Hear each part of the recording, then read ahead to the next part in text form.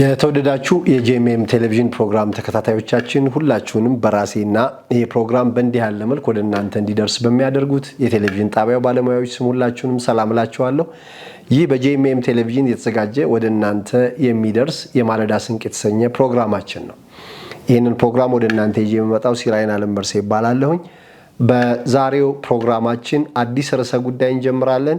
ይኸውም እግዚአብሔርን ስለመፍራት ከዚህ በኋላ ባሉን ተከታታይ ፕሮግራሞች እግዚአብሔርን መፍራት ምን ማለት እንደሆነ በቀጥታ በተጻፈ የእግዚአብሔር ቃል ለማየት እንሞክራለን። እንደ ምሳሌ እያነሳን ዘወትር እንደማደርገው ወደ ቀጥታ ወደ ዛሬ መልእክቴ ከመግባቴ በፊት ሁለት ማስታወቂያዎችን ልነግራችሁ ፈልጋለሁ። እነዚህም ማስታወቂያዎች ምንድናቸው? የመጀመሪያው በዚህ የቴሌቪዥን ፕሮግራም በሚተላለፉ የተለያዩ ፕሮግራሞች እየተጠቀማችሁ ከሆነ በህይወታችሁ ላይ ለውጥ እየመጣ ከሆነ ከቴሌቪዥን ጣቢያው ጋር አብሮ ለመስራት አብሮ ለመሆን በቁሳቁስ በገንዘብ ድጋፍ ማድረግ መልካም ስለሆነ ይህን ፕሮግራም እየተከታተላችሁ የተለያዩ ፕሮግራሞች በዚህ ቴሌቪዥን ወደ እናንተ የሚመጡትን የምትከታተሉ ሰዎች የዚህ ተጠቃሚ እንድትሆኑ አብራችሁ ሰራተኛ እንድትሆኑ በዚህ እድል እንድትጠቀሙ ጥሬን ማስተላለፍ ፈልጋለሁ። ገንዘብ ያላችሁ በገንዘብ ቁሳዊ ነገር ያላችሁ በቁሳዊ ነገር ቴሌቪዥን ጣቢያው ስክሪን ላይ በምታዩት የቴሌቪዥን ጣቢያው አድራሻ ደውላችሁ በግንባር በመምጣት በስልክ በባንክ አካውንት ድጋፋችሁ ማድረግ እንደምትችሉ በዚሁ አጋጣሚ ጥሬን ማስተላለፍ ፈልጋለሁ። ሁለተኛው ማስታወቂያ የማለዳ ስንቅን ፕሮግራም እየተከታተላችሁ በፕሮግራሙ ላይ ስላላችሁ አስተያየት የተለያየ ልትሰጡ የምትፈልጉትን ጉዳይ መናገር እንድትችሉ ላበረታታችሁ ፈልጋለሁ። እየደወላችሁ በስልክ መስመሩ ላይ አስተያየት ስለምትሰጡ ሰዎች እግዚአብሔር ዘመናችሁን ይባርክ ማለት ፈልጋለሁ።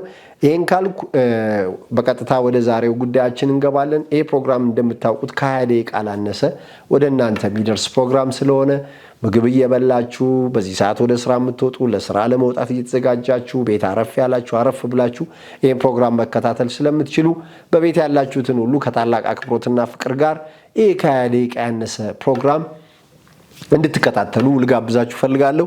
ይሄን ካልኩ እንግዲህ ዛሬ የምንጀምረው ርዕሰ ጉዳያችን እግዚአብሔርን ስለመፍራት ነው። እግዚአብሔርን በመፍራት ረገድ ዘፍጥረት መጽሐፍ ምዕራፍ 20 ቁጥር 11 ላይ የተጻፈውን ቃል ዛሬ አብረን በጋራ እናያለን። እንግዲህ በቤት ሆናችሁ የምታዩ ሰዎች የዛሬው መልእክታችን እግዚአብሔርን ስለመፍራት በዘፍጥረት መጽሐፍ ምዕራፍ 20 ቁጥር 11 ላይ ያለውን ቃል አነባለሁ። እንደዚህ ይላል፣ አብርሃምም አለ በዚህ ስፍራ እግዚአብሔርን መፍራት በእውነት እንደሌለ ለሚስቴም ሲሉ እንደሚገሉኝ ስላሰብኩ ነው ብሎ ለንጉሱ አቤሜሌክ የሚናገረውን ቃል እናያለን። አንዴ ደግሜ ያነባዋለሁ። ከመሃል ነው ይህንን መልእክት ያወጣሁት። ምን ይላል? ዘፍጥረት 20 ቁጥር 11 አብርሃምም አለ በዚህ ስፍራ እግዚአብሔርን መፍራት በእውነት እንደሌለ ለሚስቴም ሲሉ እንደሚገሉኝ ስላሰብኩ ነው አለ ይላል። ስላሰብኩ ነው ይላል። አብርሃም እንግዲህ በዚህ በዘፍጥረት 20 የመጣበት አገርና አካባቢ አቤሜሌክ የሚባል ንጉስ የሚገዛበት ግዛት ውስጥ ነው እና አብርሃም ሚስቱን ሳራን በጣም ቆንጆ ነች ይዟት ወደዛ ከተማ ሲገባ አኗኗሩን የሰውን ባህል ሰው ለመጠቀም ለማግኘት ያለውን ከፍተኛ ጉጉት አብርሃም አይቷል። ስለዚህ ምንም ነገር እነኚህ ሰዎች ሚስቱን እንደሚነጥቁት ስለ ሚስቱም ሲሉ እንደሚገሉት በውስጡ አሰበ። ስላሰብኩ ነው ይላል። አሰበ አብርሃም። ምክንያቱም ወደ ላይ ታሪኩን ስታነቡ አብርሃም ሚስቱን ይዞ ሲገባ እህቴ ነች ብሎ ነው ይዞ የገባው። እህቴ ነች ቢልም ማንም ሰው አልማረውም። አቤሜሌክ የሚባለው ንጉስ በቀጥታ እህቴ ነች ያላትን ወስዷል። በቃ ቤቱ አብሯት ለማደር ማለት ነው። ምንም በቃ የአብርሃም ፈቃድ አልተጠየቀም። ቀጥታ ነጥቆት ወስዷል። አብርሃም በዚያ ስፍራ እግዚአብሔርን መፍራት እንደሌለ በተደረገው ክንውን አውቋል። ይሄ ንጉስ ያለምንም ቅድመ ሁኔታ ፈርቶ ሚስቱን እህቴ ነች ያላትን ሳራን ቀጥታ ቤቱ ወስዷታል ማታ። ስለዚህ አብርሃም በግልጽ ቋንቋ ሲናገር ምን ይላል? አብርሃም አለ በዚህ ስፍራ እግዚአብሔርን መፍራት በእውነት እንደሌለ እግዚአብሔርን መፍራት በእውነት እንደሌለ ለሚስቴም ሲሉ እንደሚገሉኝ ስላሰብኩ ነው ይላል። ለሚስቴ ሲሉ እንደሚገሉኝ እንግዲህ ተመልከቱ። እንደሚገሉኝ ነው ያለ። ይወስዱብኛል ብቻ አይደለም፣ ለሚስቴ ሲሉ እንደሚገሉኝ። እንግዲህ እግዚአብሔርን መፍራት ማለት ታውቃላችሁ አንድ ነገር ለማግኘት ተብሎ ማለት ነው። ያለምንም ቅድመ ሁኔታ የማንንም ፍቃድ ሳይጠይቁ እርምጃ መውሰድ ማለት ነው። በዚህ ስፍራ ለአብርሃም እግዚአብሔርን መፍራት የለም። ስለሚስቴ ሲሉ ይገሉኛል አለ። ሰዎች ማለት ነው እግዚአብሔርን እንደማይፈሩ አንድ ቦታ እግዚአብሔርን መፍራት እንደሌለ የምታውቁት ይገሏቸዋል። ለሚስት ሲሉ ይገሏቸዋል፣ ለገንዘብ ሲሉ ይገሏቸዋል፣ ለስራ ሲሉ ይገሏቸዋል፣ ለጥቅም ሲሉ ይገሏቸዋል። እንዲህ ያለ ስፍራ ላይ እግዚአብሔርን መፍራት የለም። የሃይማኖት ቦታም ቢሆን ለመጠቀም ሲሉ፣ ለማግኘት ሲሉ፣ ለስልጣን ሲሉ፣ የሆነ ነገር አግኝተው ለመጠቀም ሲሉ የመግደል እርምጃ የሚወስዱ ግድያ ያለበት ቦታ እግዚአብሔርን መፍራት የለም። እግዚአብሔርን መፍራት ወገኖቼ በጣም ጽንሰ ሐሳብ አይደለም፣ ሰዎች በድርጊት የሚገለጡበት ነገር ነው። ይሄ ሰው ሚስቱን ይዞ ነው ወደዚህ አቤሜሌክ የሚባል ሰው ወደሚገዛበት አካባቢ የመጣው። የሚገርመው ግን በታች ያሉት ሰዎች እንዴት ናቸው? ንጉሱ እንደዚህ ከሆነ ያለምንም ቅድመ ሁኔታ የአብርሃም ሚስት ወስዷት፣ በቃ ማታ ወስዶ ከእሷ ጋር ለማደር። አብርሃም ደግሞ በዚያ ስፍራ አንድ የተገነዘበው ነገር አለ። ለሚስቴ ሲሉ ይገሉኛል። የፈራው ነገር አልቀረም። አብርሃም እህቴ ነች ብሎ ይዞ ነው የገባው። እህቴ ነች በማለቱም ፈቃዱ አልተጠየቀም። ቀጥታ ወስዷታል። ሰውየው ስልጣኑን ተጠቅሞ ወስዷታል። ወገኖቼ እግዚአብሔርን ሰው መፍራት ሲተው ስልጣኑን ይጠቀማል፣ ዕውቀቱን ይጠቀማል። እግዚአብሔርን ሰው መፍራት ሲተው በቃ በዘመድ ነገሩን ያደርጋል፣ በገንዘብ ያደርጋል። ሰዎች እግዚአብሔርን እንደማይፈሩ የምታውቁት ምንም ነገር ለማግኘት ምንም ኮስት ይከፍላሉ። በትክክል አይደለም፣ በጽድቅ መንገድ አይደለም፣ በሌላ መንገድ ለመጠቀም ሲባል በገንዘብ ለመጠቀም ሲባል በስልጣን ያለምንም ቅድመ ሁኔታ እግዚአብሔርን መፍራት እንዲህ ያለ ቦታ የለም። ዛሬ እኮ ተዉት ተቋማት ማለት ነው። የእምነት ተቋማት ውስጥ ብትገቡ እግዚአብሔርን መፍራት የለም። ሰዎች እግዚአብሔርን እንደማይፈሩ የምታውቁት ስለሚጠቀሙበት ነገር ሲሉ ርኅራኄ የላቸው። እነሱ ብቻ ያገኙ፣ እነሱ ብቻ ይጠቀሙ፣ እነሱ ብቻ ይሳካላቸው፣ እነሱ የሚፈልጉትን ያገኙ እንጂ ምንም ነገር ከማድረግ አይመለሱም። ምንም ነገር ያ ጉዳይ ጥቅም የሚያስገኝ ከሆነ ኢሚዲየትሊ እርምጃ ይወስዳሉ። ይሄ እግዚአብሔርን ያለመፍራት ምልክት ነው፣ ሲምፕተም ነው። ሰዎች እግዚአብሔርን እንደማይፈሩ የምታውቁት በምንም መንገድ መጠቀም ነው የሚፈልጉት። ጽድቅን አይከተሉም። ትክክለኛውን መንገድ ሰርተው በላባቸው በድካማቸው የሚገባቸውን አይደለም፣ የማይገባቸውን ነገር በማይገባ መንገድ የማግኘት ልምምድ እያየለ መጥቷል። ይሄ እግዚአብሔርን ያለመፍራት ምልክት ነው። ሰው እግዚአብሔርን ካልፈራ በቃ ምልክቱ ይታይበታል። በትክክለኛ መንገድ አይደለም፣ በሌላ መንገድ ነገሩን እጅ ማስገባት፣ በአመፅ ነገሩን እጅ ማስገባት፣ በገንዘብ ነገሩን እጅ ማስገባት፣ ስልጣንን ተጠቅሞ። ይህ ሰውዬ ለምሳሌ የአብርሃምን ሚስት እንዴት ወሰደ ቢባል ስልጣኑን ተጠቅሞ ነው፣ ያለምንም ቅድመ ሁኔታ። አብርሃም በዚያ ስፍራ እግዚአብሔርን መፍራት እንደሌለ አውቋል። ለምን? በሚስቱ ምክንያት እንደሚገሉት አስቧል። አልቀረም፣ ልክ እህቴ ነች ብሎ ገባ፣ የራሱን ነፍስ ለማትረፍ ማለት ነው። ባለስልጣኑ ግን ዋናው ባለስልጣን ምንም ቅድመ ሁኔታ አልወሰደም፣ ወደ ቤቱ ነው የወሰዳት። ከአብርሃም ነጥሎ እንግዲህ ማይንድ ዩ አስቡ፣ እህቱ ነች፣ መጠየቅ አለበት፣ ፍላጎቷ መጠየቅ አለበት። ግን ወስዷታል። እሷም ማለት ነው አብርሃም እንዳይሞት ለአብርሃም ስትል እህት ሳትሆን ሚስት የሆነችው ሴትዮ ጸጥ ብላ ሄዳለች። ለምን? ባለስልጣን እየወሰዳት ነው። ሰዎች እንግዲህ ስልጣናቸውን ተጠቅመው የፈለጉትን ሲያደርጉ ይሄ እግዚአብሔርን ያለ መፍራት ምልክት ነው። ባለስልጣኖች፣ አገር የምትመሩ ባለስልጣኖች፣ ተቋም የምትመሩ ባለስልጣኖች፣ የእምነት ተቋማትን የምትመሩ ባለስልጣኖች፣ በየአካባቢው ኃላፊነት ያለባችሁ ለመጠቀም ለማግኘት ምን እያደረጋችሁ ነው? በእርግጥ እናንተ የምትሄዱበት መንገድ ፈርሃ እግዚአብሔር አለ ወይ? እግዚአብሔርን ትፈራላችሁ ወይ? ራሳችሁን እስኪ ቼክ አድርጉ። ኃላፊነት ላይ ያላችሁ ሰዎች፣ ዛሬ በቴሌቪዥን ጣቢያ የምታዩ አባቶች፣ እናቶች፣ በተቀመጣችሁበት የኃላፊነት ስፍራ በእርግጥ መንገዳችሁ የጽድቅ ነው ወይ? እግዚአብሔርን እየፈራችሁ ነው ወይ አገር የምታገለግሉት? እግዚአብሔርን እየፈራችሁ ነው ወይ ተቋም የምታገለግሉት? ህዝብ የምታገለግሉት? የእግዚአብሔር ፍርሃት አለ ወይ እናንተ ላይ? ስልጣናችሁን ተጠቅማችሁ እየተጠቀማችሁ አይደለም ወይ? ቼክ አድርጉ ራሳችሁን። ከአቤሜሌክ መማር አለባችሁ። አቤሜሌክ እግዚአብሔርን የማይፈራ ሰው ነው። በኋላ እግዚአብሔር ሲመጣበት ግን የትም መሄድ አልቻለም። እግዚአብሔር በፊት ለፊት መጣበት። የት ሂድ? ከፍ ካለው በላይ ከፍ ያላል። ባለስልጣን ነኝ ከሚለው በላይ ባለስልጣን የሆነ ጌታ አለ። እኔ ነኝ የመጨረሻው ሰው ከሚለው በላይ የመጨረሻ ጌታ አለ። የመጨረሻ የነገስታት ሁሉ ንጉሥ አለ። ያያል። ከፍ ካለው በላይ ከፍ ያላል። እሱን መፍራት አስፈላጊ ነው። እግዚአብሔርን መፍራት ወገኖቼ መማር አለባችሁ። እግዚአብሔርን የሚፈራ ሰው ስልጣኑን አቢዩዝ አያደርግም። እግዚአብሔርን የሚፈራ ሰው የተሰጠውን ኃላፊነት ያለ አግባብ አይጠቀምም። ግን ዛሬ እንዴት ነው እየተጠቀምን ያለ ነው? ስልጣን እኮ መጠቀሚያ ከሆነ፣ ስልጣን ማግኛ ከሆነ፣ ስልጣን መበዝበዣ ከሆነ፣ ስልጣን በሆነ ሲስተም መጠቀሚያ ከሆነ ፈሪሃ እግዚአብሔር የለም። ይሄው ከአቤሜሌክ መማር አለብን። ከዚህ ንጉሥ ልንማር ይገባል። ይሄ ንጉሥ አስተማሪያችን ነው። ከዚህ ንጉሥ ሰዎች ለሰን ሊያገኙ ይገባቸዋል። ምን አለ አብርሃም? አብርሃም አለ በዚህ ስፍራ እግዚአብሔርን መፍራት በእውነት እንደሌለ።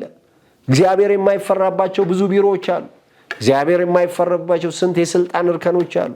ሰዎች ዛሬ ስልጣናቸውን አቢዩዝ ያደርጋሉ። ምልክቱ ምንድን ነው? እግዚአብሔርን አይፈሩም። ሰዎች እግዚአብሔርን ስለማይፈሩ ነው። እግዚአብሔርን ቢፈሩ ኖሮማ ወንበሩ የሚጠይቀውን ያደርጉ ነበር። እግዚአብሔርን መፍራት ወገኖቼ ኃላፊነትን በአግባቡ መጠቀም ነው። የተቀመጥንበት ወንበር የሚጠይቀውን በጽድቅ አፕላይ ማድረግ ነው። ሰው እግዚአብሔርን መፍራት ሲተው ስልጣኑን ተጠቅሞ የፈለገውን ያደርጋል። ይገላል ማለት ነው። እንዳይገሉኝ አለ አብርሃም። በእውነት እንደሌለ እግዚአብሔርን መፍራት በእውነት እንደሌለ ለሚስቴ ሲሉ እንደሚገሉኝ። ዛሬ እኮ ሰዎችን ባለስልጣኖች፣ ኃላፊዎች፣ የተቋም መሪዎች እኮ ሰዎችን የሚያባረሩት፣ ሰዎችን ዲስዴንድ የሚንቁት፣ ሰዎችን እንደፈለጉ የሚያደርጉት እኮ ፈሪሃ እግዚአብሔር ስለሌለ ነው። ሰው ግን እግዚአብሔርን ቢፈራ፣ እግዚአብሔርን መፍራት ቢያውቅ ግድያ ላይ የሚያደርስ ምንም ነገር የለም ወገኖች። እግዚአብሔርን መፍራት ወገኖች ትልቅ ትልቅ ትልቅ ህይወት ነው። እግዚአብሔርን የሚፈሩ ሰዎች ታላላቆች ናቸው። እግዚአብሔርን የመፍራት ህይወት የታላላቆች መንገድ ነው። ሰው እግዚአብሔርን ሲፈራ በጽድቅ ነው የሚኖረው። በጽድቅ ይፈርዳል። የሱ ያልሆነውን ነገር በአመፃ አይወስድም። ስልጣኑን ተጠቅሞ የፈለገውን ነገር አያደርግም። ስለዚህ ወገኖቼ እግዚአብሔርን መፍራት መማር አለባችሁ። እናቶች፣ አባቶች፣ ወጣቶች እግዚአብሔርን መፍራት መማር አለባችሁ። የማይገባችሁን ነገር፣ የእናንተ ያልሆነን ነገር ስልጣናችሁን ተጠቅማችሁ ሲስተም ዘርግታችሁ በሆነ ጥበብ በሚመስል መንገድ አትውሰዱ። ይሄ እግዚአብሔርን የመፍራት ምልክት አይደለም። ሰው እግዚአብሔርን ሲንቅ፣ እግዚአብሔርን መፍራት ሲተው ብቻ በምንም መንገድ ያንን ነገር ለማግኘት የሚከፈለውን ዋጋ ከፍሎ ይሄዳል። አቤሜሌክ የአብርሃምን ሚስት ለመንጠቅ አንድ መንገድ ተጠቅሟል። ስልጣኑን የተጠቀመው ወሰዳት ነው የሚለው። ወሰዳት።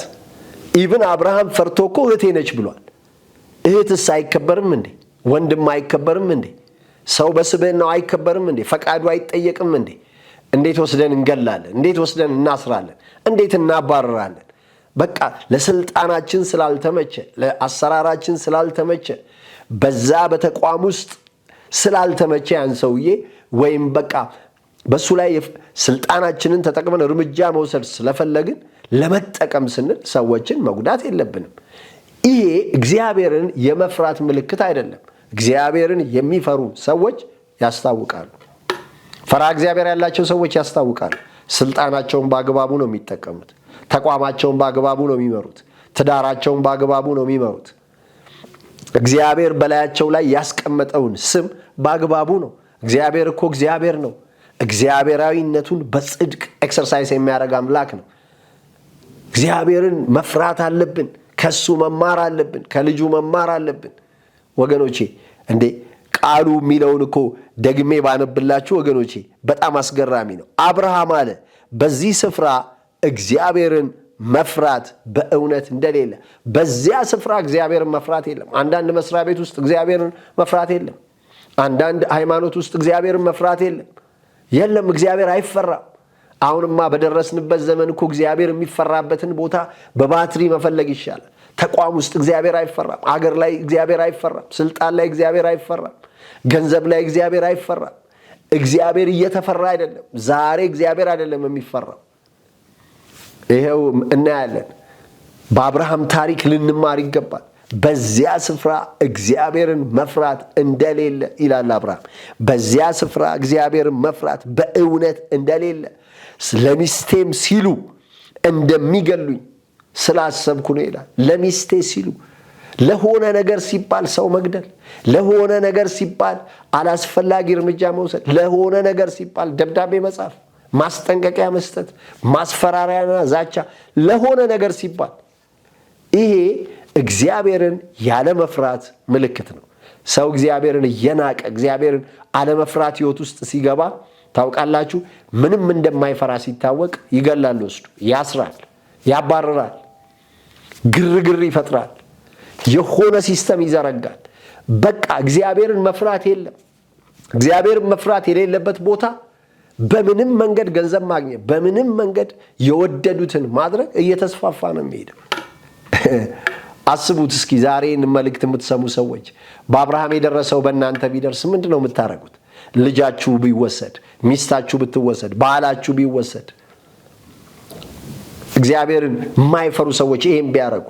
በእኛ ዘመን እኮ ታውቃላችሁ ዛሬ እግዚአብሔርን ሰዎች እንደማይፈሩ የምታውቁት እግዚአብሔር የፈጠረውን ሰው የሚያግቱ ሰዎች የተፈጠሩበት ዘመን እኮ ነው። እግዚአብሔርን መፍራት የለም ማለት በእግዚአብሔር አምሳል የተፈጠረውን ይሄንን ሰው ያዕቆብ ምዕራፍ 3 ላይ ይናገራል። በእግዚአብሔር አምሳል የተፈጠረውን ሰው ስታግቱት የፈጣሪው እያየ ምን ይላል? ይሄ እግዚአብሔርን ያለ መፍራት ምልክት ነው።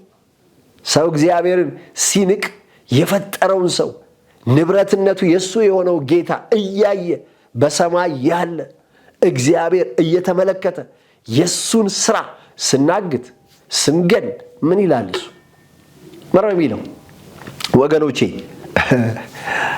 በሰው ላይ የፈለግነውን እርምጃ ስንወስድ ምን ይላል እግዚአብሔር? በአብርሃም ሚስት ላይ የተወሰደውን እንግዲህ እህቴ ነች አለ። ግን ፍርሃት የለም እዛ አካባቢ፣ ለሰው ክብር የለም እዛ አካባቢ። ወይ እህቴ ነች ወይ ሚስቴ ነች የሚባል አይታወቅም። የመጨረሻው ባለስልጣን ወሰደበት። እህቴ ነች እያለ ወሰደበት። እህትስ ተጠይቆ አይወሰድም እንዴ? በወግ እኮ ሽማግሌ እኮ ይላካል ሰው ላግባ እንኳ ሲባል።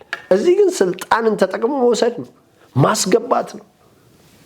ወገኖቼ ይሄ እግዚአብሔርን ያለ መፍራት ምልክት ነው። እግዚአብሔርን የሚፈራ ግን በጽድቅ ነው የሚሰራው፣ በእውነት ነው የሚሰራው፣ በመርህ ነው የሚሰራው። እግዚአብሔርን የሚፈራ ሰው መርህ አለው። እግዚአብሔርን የሚፈራ ሰው በጽድቅ ነው የሚሄደው፣ በቅድስና ነው የሚሄደው፣ መርሁን ተከትሎ ነው የሚሄደው። ወገኖቼ እግዚአብሔርን መፍራት ከእግዚአብሔር ቃል ተማሩ፣ ከአብርሃም ታሪክ ተማሩ። በእውነት የማይገባችሁን ነገር ስልጣናችሁን ተጠቅማችሁ አታድርጉ። ወንበራችሁን ተጠቅማችሁ አታድርጉ። እግዚአብሔር የሰጣችሁን ስፍራ ተጠቅማችሁ የማይገባ ነገር አታድርጉ። ይሄ እግዚአብሔርን ያለ መፍራት ምልክት ነው።